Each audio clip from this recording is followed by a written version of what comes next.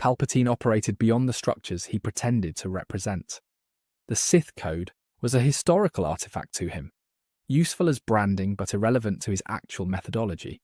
He wasn't constrained by doctrine, because doctrine implied limits and Palpatine had none. His power wasn't fueled by philosophy, it was fueled by insight, patience, and precision. He didn't need the rule of two because he had already surpassed the need for lineage, mentorship, or partnership. He built a galaxy where every decision reinforced his advantage. Every Senate vote, every Jedi deployment, every separatist attack. All were predicted and positioned to further his endgame. No Sith master in history ever operated on that scale.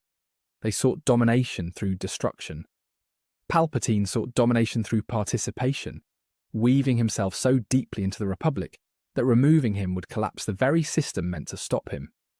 The Jedi fought a war they never understood because Palpatine designed it to be unsolvable. He didn't simply manipulate information. He designed a conflict where both sides believed they were righteous. The Separatists saw oppression. The Republic saw treason. Palpatine saw opportunity. He crafted a scenario where victory or defeat didn't matter, because both outcomes led directly to his consolidation of authority.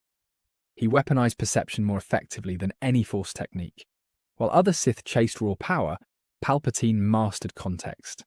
He understood how governments justify themselves. He understood how fear reshapes morality. He understood how people surrender freedom when they think they are protecting it.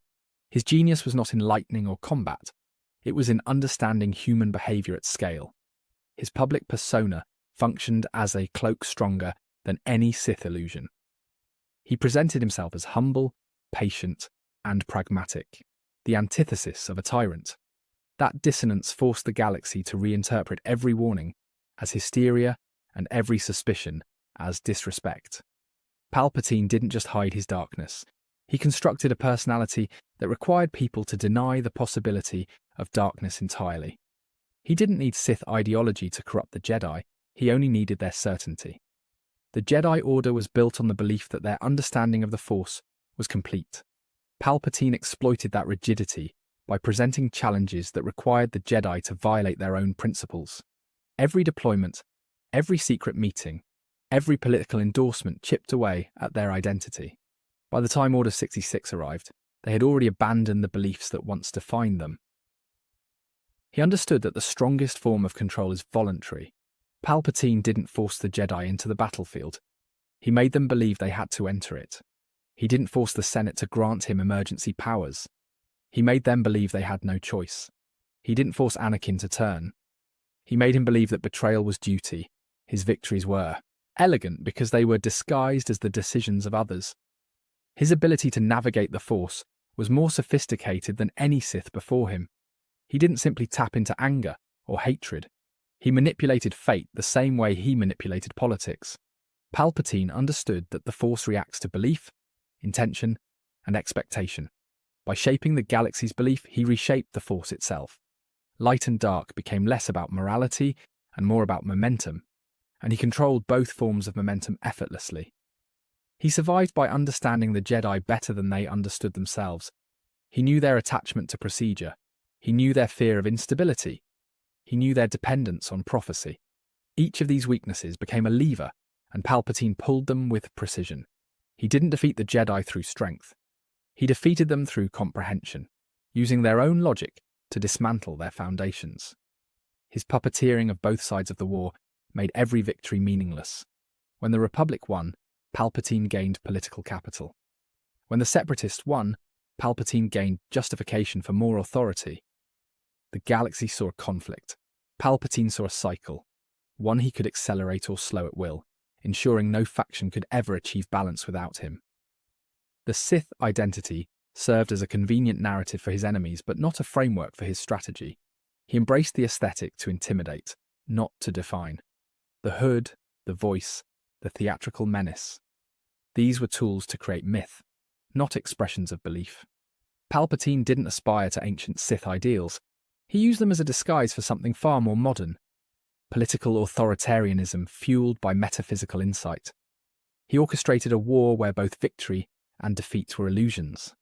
The Jedi believed they were protecting peace. The Separatists believed they were fighting for freedom. In truth, both sides were enabling the rise of a leader who offered neither. Palpatine didn't choose sides because he didn't need sides. Conflict itself was his strategy. Stability was the final stage, not the goal. Palpatine's rise did not require a Sith apprentice, a Sith army, or a Sith doctrine. It required a galaxy conditioned to trust him, and a system engineered to collapse at his feet. His victory wasn't the triumph of the Sith. It was the triumph of a man who understood the Force, the Senate, the military, and the human psyche better than anyone who came before him. The Sith were a chapter in his story, not its foundation. Palpatine didn't need the Sith because he wasn't a student of their philosophy. He was its culmination. He used the identity to position himself, but discarded its limitations the moment they were inconvenient. His power was not derived from darkness, but from comprehension. He didn't rule because he was Sith. He ruled because the galaxy, Jedi, Senate, Separatists, clones, built a system that made him inevitable. Palpatine's true power came from the gap between what the Jedi believed the Force to be and what the Force actually was. The Jedi treated the Force like a philosophy. Palpatine treated it like infrastructure. He understood its fluctuations, its blind spots, and its potential for manipulation. He didn't oppose the Force, he managed it.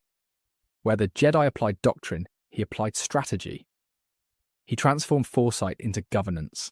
While most Force users interpreted visions as warnings, Palpatine used them as outlines.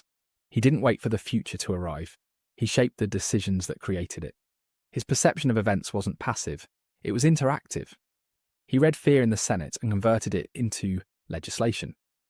He read doubt in Anakin and converted it into loyalty. The Force wasn't his power source. It was his feedback system. The Clone Wars functioned as an experiment in behavioural prediction. Every planet joined, defected, or collapsed exactly when Palpatine needed them to. He anticipated shortages, conflicts, and negotiations before they happened. That's why he never lost control. A leader reacting to war can be defeated. A leader orchestrating war cannot. Palpatine treated the entire conflict as a research model with predictable variables. The Jedi sensed darkness growing everywhere except the one place it mattered. Palpatine didn't block their perception. He overwhelmed it. By spreading the war across thousands of systems, he created so much background suffering that his own presence dissolved into the noise. The Jedi lost their ability to isolate individual signatures because the galaxy was drowning in collective pain, all of which Palpatine generated on purpose. His mastery of influence extended beyond political decision-making. He didn't need the Force to coerce loyalty. He needed the Force to reveal the path to loyalty. Every weakness in the Senate became leverage. Every conflict within the Jedi became justification. Every crisis became a narrative. He didn't corrupt individuals, he corrupted context, which is far harder to detect and far more effective to exploit. He manipulated destiny the way others manipulate probability. The Jedi believed in prophecies that described balance, but they never questioned who defined what balance meant. Palpatine exploited this ambiguity. He didn't fight fate, he reframed it. By redefining balance as the elimination of Jedi resistance, he turned their own mythology into support for his rise. The Force didn't abandon the Jedi. It was redirected through Palpatine's interpretation of its will. He used invisibility not as a power, but as a tactic. He didn't hide his darkness behind barriers. He diluted it by blending it with authenticity. He spoke gently, he acted thoughtfully. He played the long game with such consistency that his presence became synonymous with stability. The Jedi searched for a monster. Palpatine made himself a mentor. He weaponized patience more effectively than Sith. Rage. Decades of planning allowed him to build a victory that could not be undone. When the Empire rose, there was no counterweight left, no political coalition, no military faction, no Jedi Council. A Sith warrior could have conquered the Republic. Only Palpatine could make the Republic abolish itself. The galaxy trusted him because he understood how people justify fear. He let the Senate believe authoritarianism was temporary. He let the Jedi believe militarization was responsible. He let Anakin believe attachment was dangerous. Palpatine didn't force compliance. He guided people into conclusions they thought were their own. His power grew because he removed all alternatives. By the time he revealed himself as a Sith, the Jedi had already lost their credibility. The Senate had already surrendered its authority, and the clones were already conditioned to follow his command. The Force wasn't his secret weapon. The galaxy was. Every social structure had been repurposed for allegiance. He didn't defeat the Jedi through combat. He defeated them through irrelevance. Order 66 wasn't an act of war. It was the final step in a process that had already made the Jedi functionally obsolete. They couldn't sense danger, couldn't influence politics, and couldn't adapt their beliefs. Palpatine made their extinction a formality, not a battle. His domination of the Force was thematic, not physical. Palpatine didn't represent darkness overcoming light. He represented knowledge overcoming assumption.